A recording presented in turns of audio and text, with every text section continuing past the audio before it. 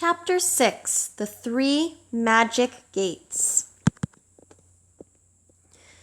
Falkor was still sound asleep when Engelwick brought Atreyu back to the gnome's cave. In the meantime, Urgel had moved the little table into the open and put on all sorts of sweets and fruit and herb jellies. There were also little drinking cups and a pitcher of fragrant herb tea. The table was lit by 2 tiny oil lamps. "Sit down," Urgel commanded. "Atreyu must eat and drink something to give him strength. Medicine alone is not enough." "Thank you," said Atreyu. "I'm feeling fine already." "No back talk," Urgel snapped. "As long as you're here, you'll do as you're told. The poison in your body has been neutralized, so there's no reason to hurry, my boy. You've all the time you need. Just take it easy." "It's not on my account," said Atreyu, "but the childlike empress is dying. Even now, every hour may count." "Rubbish," the old woman grumbled. "Haste makes waste. Sit down. Eat. Drink." "Better give in," Engelwick whispered. "I know the woman from A to Z. When she wants something, she gets it. Besides, you and I have a lot to talk about." Atreyu squatted cross-legged at the tiny table and fell to. Every bite and every swallow made him feel as if warm golden life were flowing into his veins. Only then did he notice how weak he had been. Bastian's mouth watered. It seemed to him that he could smell the aroma of the gnome's meal. He sniffed the air, but of course it was only imagination. His stomach growled audibly. In the end, he couldn't stand it any longer. He took his apple and the rest of his sandwich out of his satchel and ate them both. After that, though far from full, he felt a little better. Then he realized that this was his last meal. The word last terrified him. He tried not to think of it. "Where do you get all these good things?" Atreyu asked Urgel. "Ah, sonny," she said, "it takes lots of running around to find the right plants, but this knucklehead Engelwick of mine, insists on living here because of his all-important studies. Where the food is to come from is the least of his worries." "Woman," said Engelwick with dignity, "how would you know what's important and what isn't? Be off with you now and let us talk." Mumbling and grumbling, Urgel withdrew into the little cave, and a moment later, Atreyu heard a great clatter of pots and pans. "Don't mind her," said Engelwick under his breath.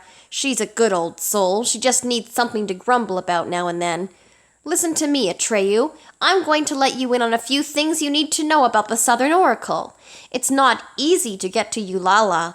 In fact, it's rather difficult.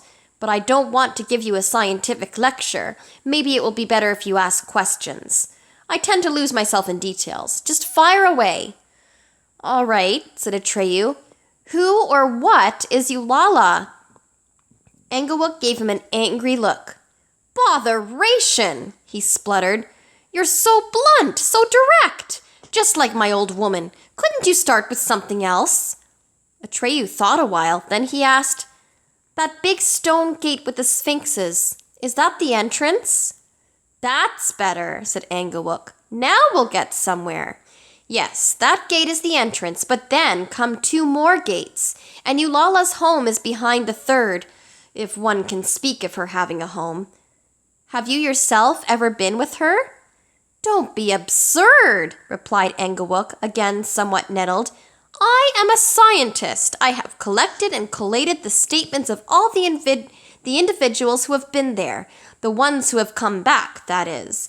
Very important work. I can't afford to take personal risks. It could interfere with my work." "I see," said Atreyu. "Now, what about these 3 gates?" Engelwick stood up, folded his hands behind his back, and paced. "The first," he lectured, "is known as the Great Riddle Gate. The second is the Magic Mirror Gate. And the 3rd is the No Key Gate." "Strange," Atreyu broke in. "As far as I could see, there was nothing behind that stone gate but an empty plain. Where are the other gates?" "Be still," Engelwick scolded. "How can I make myself clear if you keep interrupting? It's very complicated. The second gate isn't there until a person has gone through the first, and the third isn't there until the person has the second behind him, and Eulala isn't there until he has passed through the third. Simply not there. Do you understand? Atreyu nodded, but preferred to say nothing for fear of irritating the gnome. Through my telescope you have seen the first, the great Riddle Gate, and the two sphinxes. That gate is always open, obviously. There's nothing to close. But even so, no one can get through. Here, Engawuk raised a tiny forefinger. Unless the sphinxes close their eyes. And do you know why? The gaze of a sphinx is different from the gaze of any other creature. You and I and everyone else, our eyes take something in. We see the world. A sphinx sees nothing.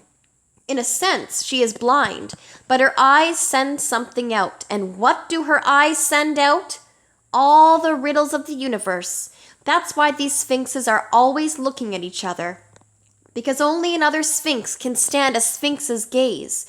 So try to imagine what happens to one who ventures into the area where those two gazes meet. He freezes to the spot, unable to move until he has solved all the riddles of the world. If you go there, you'll find the remains of those poor devils. But, said Atreyu, didn't you say that their eyes sometimes close? Don't they have to sleep now and then? Sleep! Engawuk was shaken with giggles. Goodness gracious! A sphinx sleep? I should say not. You really are an innocent. Still, there's some point to your question. All my research, in fact, hinges on that particular point. The sphinxes shut their eyes for some travelers and let them through. The question that no one has answered up until now is this. Why one traveler and not another? Because you mustn't suppose they let wise, brave, or good people through and keep the stupid, cowardly, and wicked out. Not a bit of it.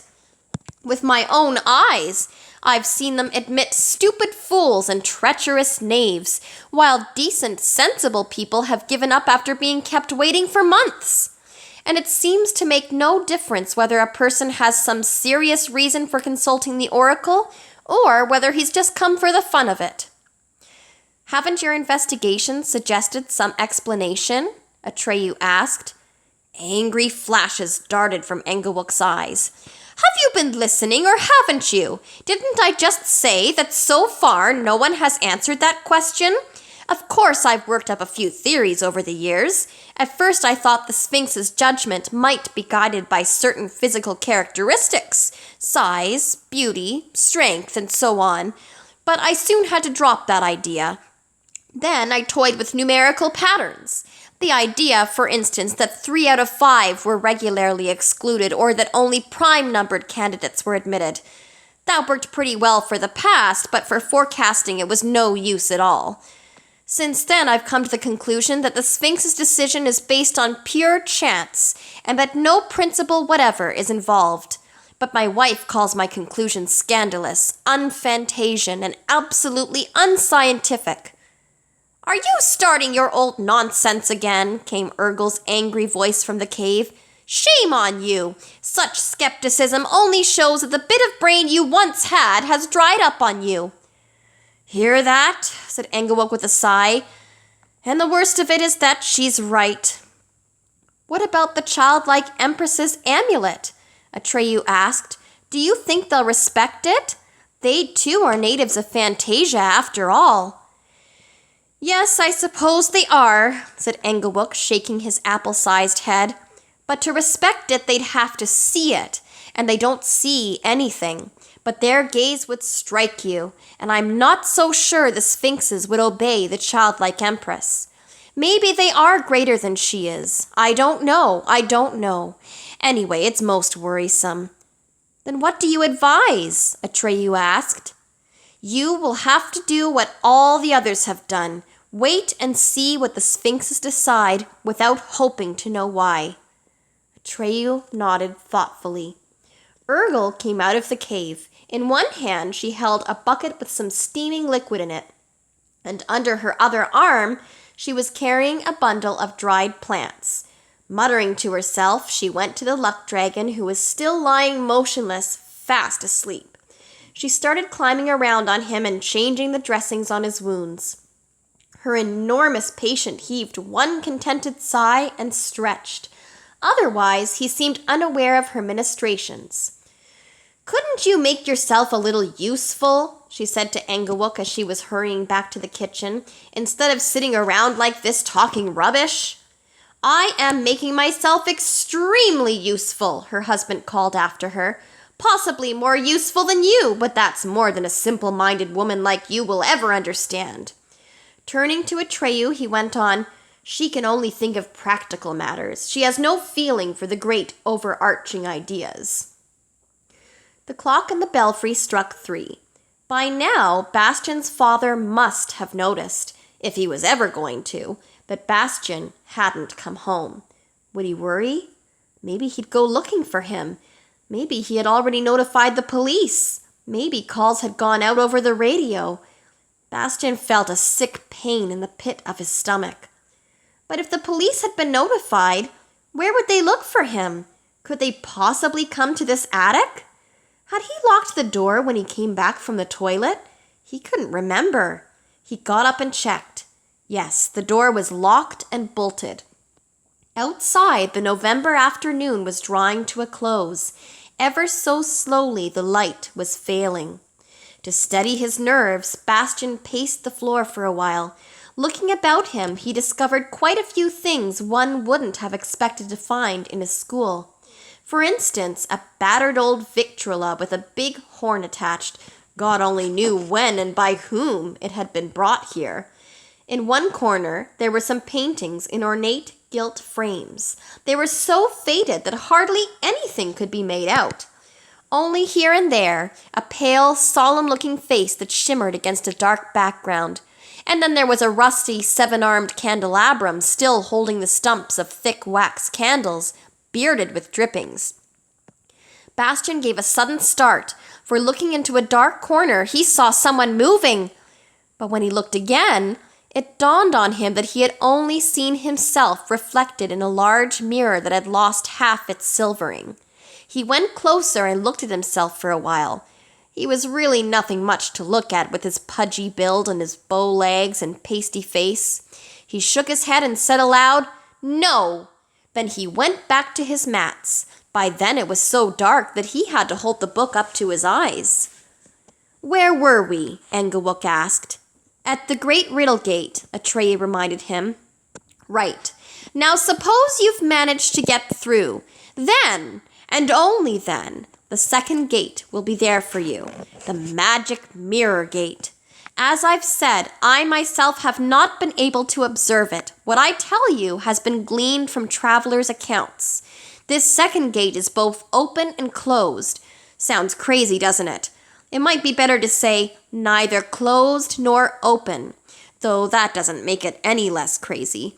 The point is that this gate seems to be a big mirror or something of the kind, though it's made neither of glass nor of metal. What it is made of, no one has ever been able to tell me. Anyway, when you stand before it, you see yourself, but not as you would in an ordinary mirror. You don't see your outward appearance. What you see is your real innermost nature.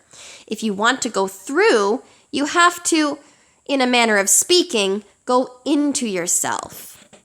"Well," said Atreyu, "it seems to me that this magic mirror gate is easier to get through than the first." "Wrong!" cried Engelwook. Once again he began to trot back and forth in agitation. "Dead wrong, my friend. I've known travelers who considered themselves absolutely blameless to yelp with horror and run away at the sight of the monster grinning out of the mirror at them. We had to care for some of them for weeks before they were even able to start home." "We?" growled Urgle, who was passing with another bucket. "I keep hearing we. When did you ever take care of anybody?" Engelwook waved her away. "Others," he went on lecturing, "appeared to have seen something even more horrible, but had the courage to go through. What some saw was not so frightening, but it still cost every one of them an inner struggle. Nothing I can say would apply to all. It's a different experience each time." "Good," said Atreyu. then at least it's possible to go through this magic mirror gate. Oh, yes, of course it's possible, or it wouldn't be a gate. Where's your logic, my boy? But it's also possible to go around it, said Atreyu. Or isn't it? Yes, indeed, said Engelwook. Of course it is. But if you do that, there's nothing more behind it. The third gate isn't there until you've gone through the second. How often do I have to tell you that? I understand, but what about this third gate? That's where things get really difficult, because you see that no key gate is closed. Simply closed, and that's that. There's no handle, and no doorknob, and no keyhole. Nothing. My theory is that this single hermetically closed door is made of Phantasian selenium. You may know that there's no way of destroying, bending, or dissolving Phantasian selenium. It's absolutely indestructible. Then there's no way of getting through? Not so fast, my boy. Certain individuals have got through and spoken with Eulala, so the door can be opened. But how? Just listen. Phantasian selenium reacts to our will. It's our will that makes it unyielding. But if someone succeeds in forgetting all purpose, in wanting nothing at all, to him the gate will open of its own accord. Atreyu looked down and said in an undertone, If that's the case, how can I possibly get through? How can I manage not to want to get through? Engelwook sighed and nodded and sighed. Just what I've been saying. The no-key gate is the hardest. But if I succeed after all, Atreyu asked, will I then be in the Southern Oracle? Yes, said the gnome. But who or what is Eulala? No idea, said the gnome, and his eyes sparkled with fury. None of those who have reached her has been willing to tell me. How can I be expected to complete my scientific work if everyone cloaks himself in mysterious silence? I could tear my hair out if I had any left. If you reach her, Atreyu, will you tell me? Will you? One of these days my thirst for knowledge will be the death of me, and no one is willing to help. I beg you, promise you'll tell me. Atreyu stood up and looked at the great Riddle gate which lay bathed in moonlight. I can't promise that, Engelwook, he said softly, though I'd be glad to show my gratitude. But if no one has told you who or what Eulala is, there must be a reason. And before I know what that reason is, I can't decide whether someone who hasn't seen her with his own eyes has a right to know. In that case, get away from me, screamed the gnome, his eyes literally spewing sparks. All I get is ingratitude. All my life I wear myself out trying to reveal a secret of universal interest, and no one helps me. I should never have bothered with you. With that, he ran into the little cave, and a door could be heard slamming within. Urgel passed Atreyu and said with a titter, The old fool means no harm, but he's always running into such disappointments with this ridiculous investigation of his. He wants to go down in history as the one who has solved the great riddle. The world-famous gnome Engelwook. You mustn't mind him. Of course not, said Atreyu. Just tell him I thank him with all my heart for what he has done for me, and I thank you too. If it's allowed, I will tell him the secret, if I come back. Then you're leaving us? Urgel asked. I have to, said Atreyu. There's no time to be lost. Now I shall go to the oracle. Farewell, and in the meantime take good care of Falkor, the luck dragon. With that, he turned away and strode toward the great Riddle gate. Urgel watched the erect figure with the blowing cloak vanish among the rocks and ran after him, crying, Lots of luck, Atreyu! But she didn't know whether he had heard or not. As she waddled back to her little cave, she muttered to herself, He'll need it all right. He'll need lots of luck. Atreyu was now within 50 feet of the great stone gate. It was much larger than he had judged from a distance. Behind it lay a deserted plain. There was nothing to stop the eye, and Atreyu's gaze seemed to plunge into an abyss of emptiness. In front of the gate and between the two pillars, Atreyu saw only innumerable skulls and skeletons, all that was left of the varied species of Fantasians who had tried to pass through the gate but had been frozen forever by the gaze of the Sphinxes. But it wasn't these gruesome reminders that stopped Atreyu. What stopped him was the sight of the Sphinxes. He had been through a good deal in the course of the great quest. He had seen beautiful things and horrible things, but up until now he had not known that one and the same creature can be both, that beauty can be terrifying. The two monsters were bathed in moonlight, and as Atreyu approached them, they seemed to grow beyond measure. Their heads seemed to touch the moon, and their expression as they looked at each other seemed to change with every step he took. Currents of a terrible, unknown force flashed through the upraised bodies, and still more through the almost human faces. It was as though these beings did not merely exist in the way marble, for instance, exists, but as if they were on the verge of vanishing, but would recreate themselves at the same time. For that very reason, they seemed far more real than anything made of stone. Fear gripped Atreyu. Fear not so much of the danger that threatened him as of something above and beyond his own self. It hardly grazed his mind that if the Sphinx's gaze should strike him, he would freeze to the spot forever. No, what made his steps heavier and heavier until he felt as though he were made of cold gray lead was fear of the unfathomable, of something intolerably vast. Yet he went on. He stopped looking up. He kept his head bowed and walked very slowly, foot by foot, toward the stone gate. Heavier and heavier grew his burden of fear. He thought it would crush him, but still he went on. He didn't know whether the Sphinxes had closed their eyes or not. Would he be admitted, or would this be the end of his great quest? He had no time to lose in worrying. He just had to take his chances. At a certain point, he felt sure that he had not enough willpower left to carry him a single step forward.